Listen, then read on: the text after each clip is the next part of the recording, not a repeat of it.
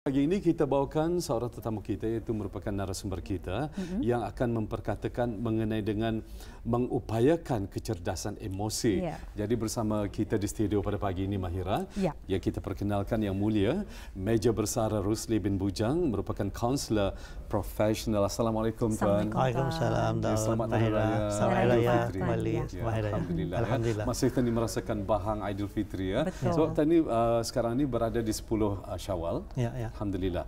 Bercakap mengenai dengan Kak Raya, mungkin ada sesuatu yang sebagai sentimen ke tadi Tuan? Ya. Betul-betul. So, tadi bila saya mendengar tentang ada percakapan tentang Hari Raya, ada visual lagi tentang Hari Raya.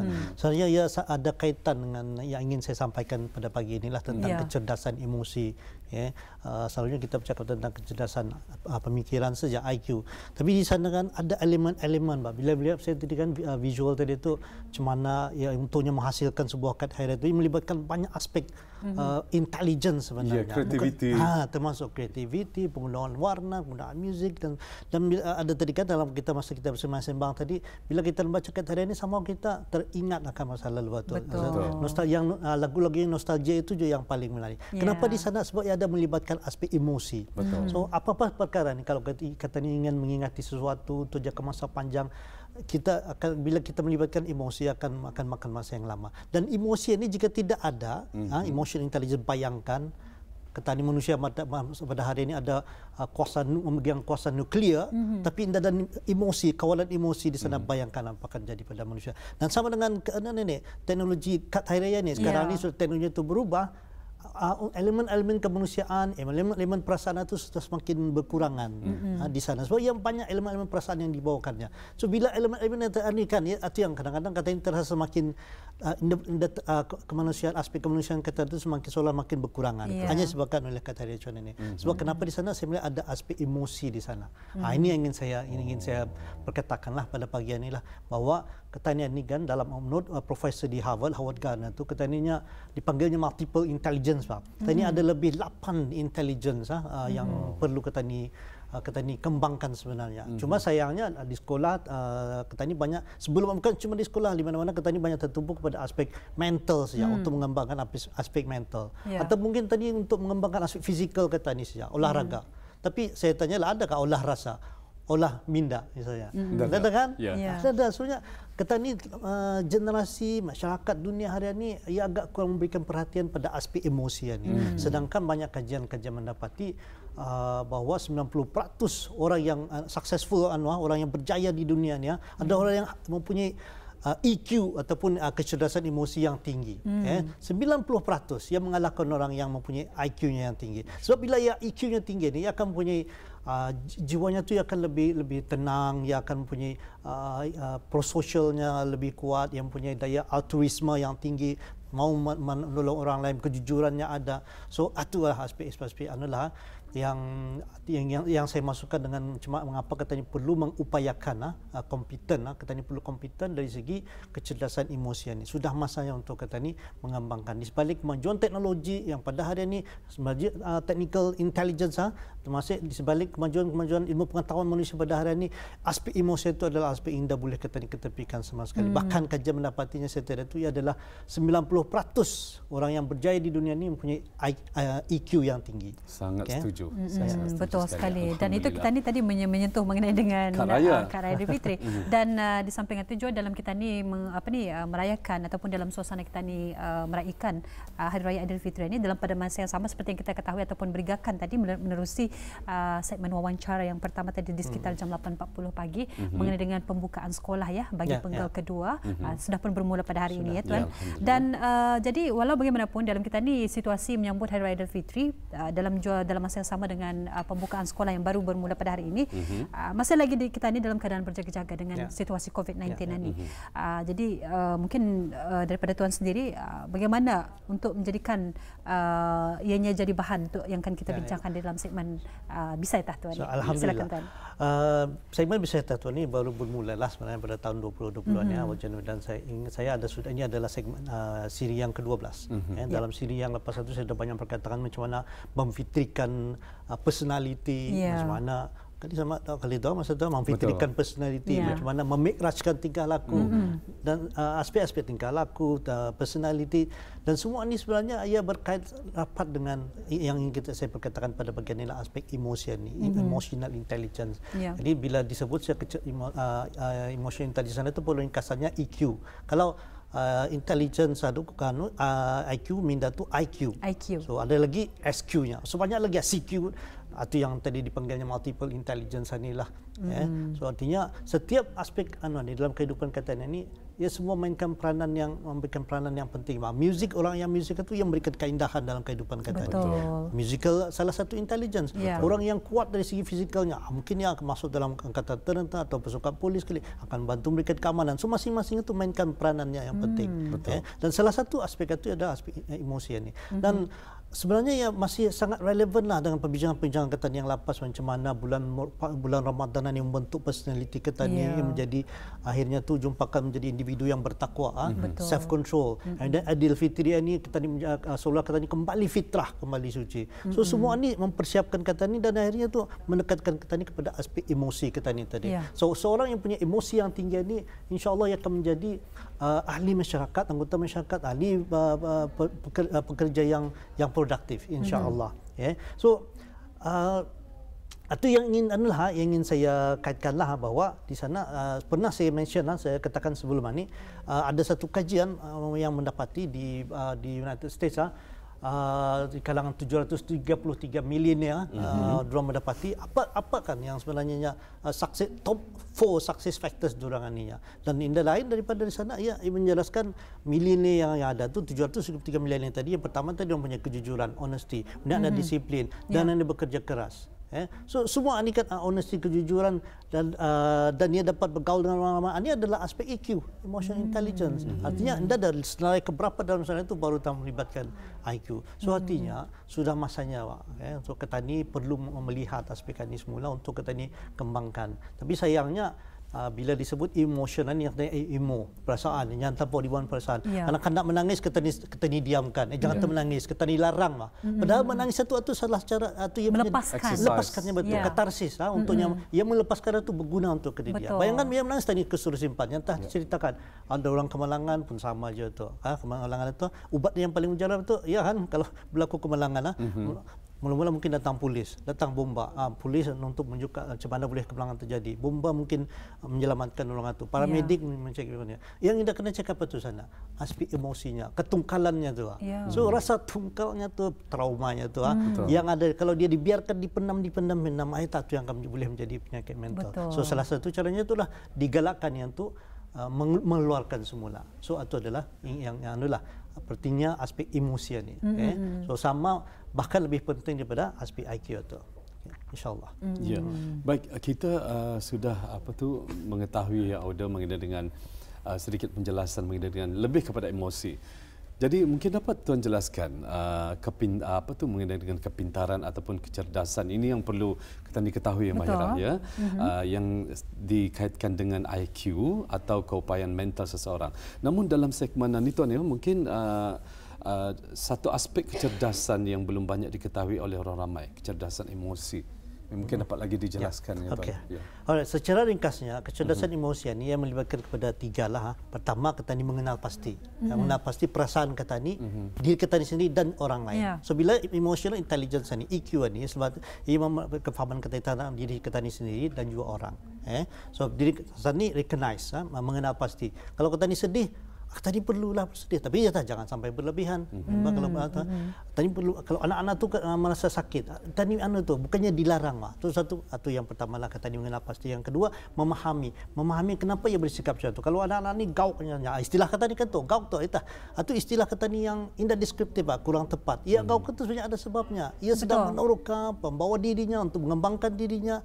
Ada istilah-istilah yang lebih neutral sebenarnya, bukannya gauk. Cuma kata ni yang menggambarkan macam-macam gambaran kita ni. Perasaannya gauk kalanya sudah menangis. Perasaannya gauk tu. Dia mungkin aktif. Kemudian ada membawakan pemikiran-pemikiran sedang curious, rasa ingin tahu. Tapi kalau kita dibayangkan anak-anak ada soalannya. Kawan ni banyak soalan lah kan.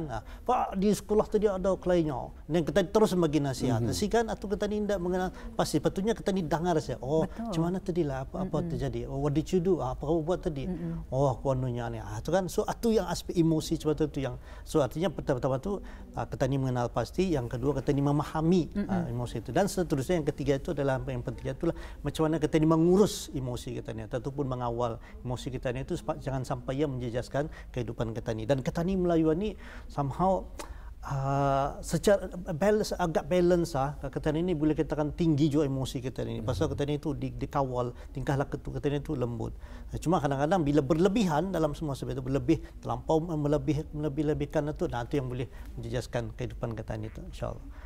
So secara ringkasnya, bila kita ni punya EQ yang tinggi itu, kita ni akan punya celik akal, pemahaman yang lebih berharga tentang kenapa manusia ni bertingkah laku macam itu, kenapa aku jadi macam ni. Bila kita ni kecewa, macam mana kita ni melayan perasaan ni. Kalau kita ni terlampau melayan perasaan sehingga indah lagi melalui kehidupan ni, entah bukan aku lagi macam ni, aku ni apa juga, kan itu adalah terlampau kita ni melayan perasaan itu yang dah jadi produktif tu. Dan insyaallah ya bila kita ni punya EQ yang tinggi itu akan membawakan kepada perubahan sikap.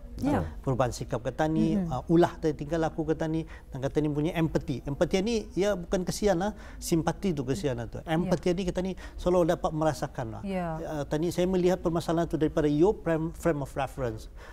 Bila kata ni apa dah anunya masalahnya, kawan ni semua orang dalam masalah. Artinya kata ni melihat daripada kata ni punya perspektif tu. Bukan kita ni cuba untuk menyelami orang tersebut. Cuba melihat permasalahan tu daripada kacamatanya tu. So tadi akan mempunyai empati lah. Kemudian mempunyai kesedaran kendiri yang lebih tinggi. Kesedaran kendiri ni kita ni akan lebih bila melihat orang susah tu kita ni akan terasa kesusahan saya itu diterjemahkan terus kepada menjadi orang simpati lain. lah ya. Menjadi simpati. Okay. So dan yang penting juga bila dengan EQ yang tinggi ni kita ni sudah tahu apa kekuatan kelemahan kita ni sebagai individu. Itu kelebihannya lah insya-Allah. So artinya akhirnya ujung pangkalnya dengan EQ ni kita ni insya-Allah akan menjadi individu yang lebih pro-sosial dan juga altruisme. Altruisme ni biar kita ni merasa nikmat, bahagia dapat bila membantu orang lain.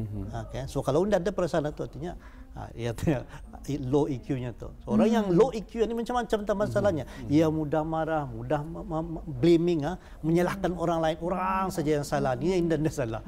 Ia melihat ia tengahnya lurus. Ia tengahnya lurus. So itu menunjukkan level IQ yang rendah lah. Rendah. Okay. Ya, jadi kita ni sudah mengetahui mengenai dengan kecerdasan emosi ataupun EQ. Memang kalau kita mendengarkan tadi ini nampak ya yang mana EQ itu merupakan satu aspek kecerdasan yang sangat penting, bahkan seperti yang dinyatakan terbukti sebagai satu-satunya penanda kejayaan yang boleh dipercayai, satu kecekapan yang diperlukan untuk mengurusi ataupun emosi yang cukup berkesan. Jadi mungkin bagaimana? Mungkin Tuan boleh menerangkan lebih lanjut mengenainya. Alright. So dalam emotional intelligence ataupun kecerdasan emosi ni ada seorang ahli psikologi itu yang membagikan kepada 4 saya buatlah macam itu 4 windows kita ni punya kesedaran kendiri sudah saya sebut tadi kesedaran kendiri. Kemudian kesedaran sosial kita ni.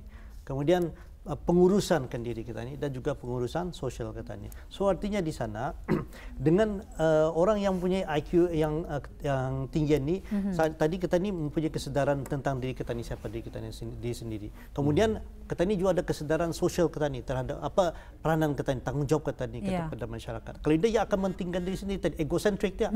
Betulnya tadi kan pernah saya sebut sebelum ni kita ni daripada egocentrik berangkat menjadi kepada yang lebih social centric. Kemudian lebih tinggi lagi kita ni jadi spiritual centric. Suatu kesedaran kendiri, kesedaran sosial. Kemudian orang yang punya EQ yang tinggi dia juga yang mempunyai pengurusan diri. Okay, cara pengurusan diri dan pengurusan sosial. Suatu pengurusan sosial ini tadi kemahiran sosialnya tentang perhubungan. Macam mana ia menjalin hubungan yang memuaskan, yang baik dengan orang lain. Kemudian pengurusan dirinya tu macam mana? Kalau ia dalam ia marah, macam mana ia mengendalikan kemarahannya? Kalau ia sedih, macam mana ia mengendalikan kesedihannya? So orang yang punya high EQ yang tinggi ni, ia akan mampu mengawal dirinya, mengurus permasalahannya dan juga dapat mengawal hubungannya dengan orang lain. Itu yang kelebihannya lah sebab mempunyai kecerdasan emosi yang tinggi itu. Satu penerangan yang cukup bermanfaat ya. Betul. Yes. Ya, kadang-kadang maaf ya tuan, mungkin ini sedikit larilah mungkin pada apa yang ingin kita dibincangkan, tetapi masih lagi menyentuh mengenai dengan emosi. Kadang-kadang ada di antara individu yang lahir daripada keluarga yang mungkin kurang memahami akan perasaan ataupun emosi ahli keluarganya ya. Contohnya saja mungkin ada salah seorang daripada keluarga tersebut atau anaknya yang dilahirkan secara yang mungkin berbeza, yang istimewa lah maksudnya. Kadang-kadang mereka mempunyai keinginan kerana manusia, fitrah sebagai manusia, keinginan ingin macam contohnya ingin memiliki sesuatu atau nanti mereka akan berganjak dewasa ingin membina sebuah rumah tangga, tapi memandangkan keadaan beliau yang ialah istimewa. Ahli keluarga ini memberi kepercayaan arahnya, bah. Jadi ia beremosi, ia bertindak.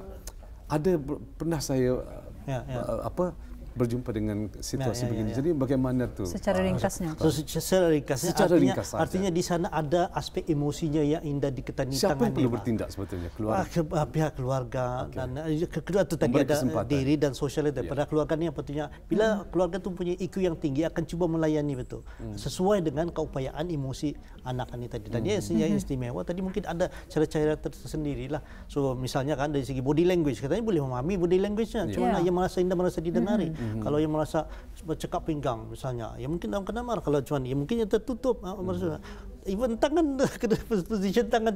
Kalau macam ni kan, benar kan dia cakapnya tu. Katanya mungkin ragu-ragu. Kalau macam ni, ini information overload sudah, lampau parat sudah maklumat tadi itu. Kalau kepala kan body language itu, itu punya juga ada hubungannya dengan EQ yang tinggi ini tadi. So kalau tadi mau mengembangkan aspek emosi intelligence tadi kembangkan. Dan even cara bercakapan ni, kalau tadi mengalihkan hubungan, lebih bukan hubungan, tadi perlu lebih membanyakkan soalan-soalan terbuka. Apa kabarnya? Atau soalan terbuka, soalan tertutup satu saja tu.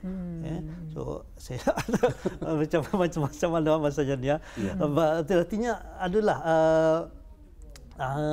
di sana tu artinya menunjukkan yang case yang tadi katakan itu case tadi.